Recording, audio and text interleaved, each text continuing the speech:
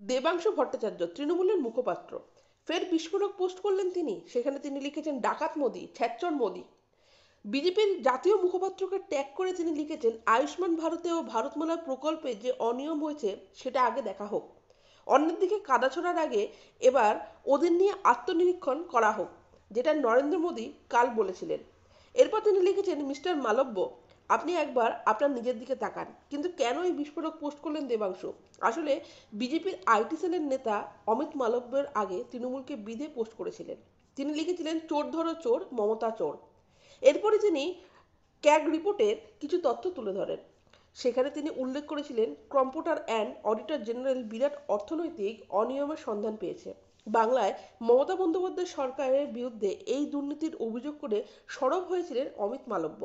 এরপরই এ নিয়ে পাল্টা সরব হলেন দেবাংশু।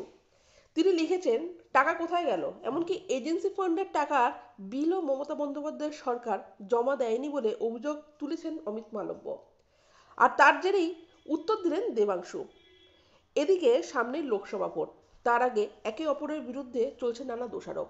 এমনকি এই বঞ্চনার জবাব এবার ক্যাগের রিপোর্ট নিয়ে মোকাবিলা করতে চাইছে বিজেপি। 31শে জানুয়ারি সংসদে এই বকেয়া সংক্রান্ত ব্যাপারে একটা বিশেষ ঘটনা হয় বলে খবর।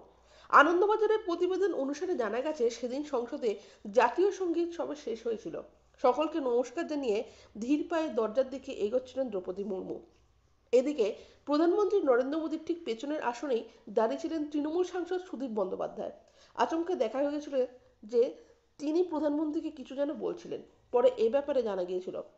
সেখানে দেখা যায় যে রাজ্যের যে বকেয়া কেন্দ্রের কাছে রয়েছে সেটা কবে মিলবে তা নিয়ে প্রশ্ন করেছিলেন সুদীপ বন্দ্যোপাধ্যায়। আচমকাই তিনি এই প্রশ্ন করেছিলেন বলে খবর। এদিকে সুদীপের প্রশ্ন শোনার পরে পেছন ফিরিয়েছিলেন প্রধানমন্ত্রী। সুদীপের দাবি, প্রধানমন্ত্রী তাকে বলেছিলেন, সিএজি রিপোর্টটি আমি এখন পড়ছি, আপনারা দেখে নিন। আর অমিত মালব্য সেই সিএজি রিপোর্টকে সামনে এনেই তুলোধনা করেছিলেন তৃণমূলকে।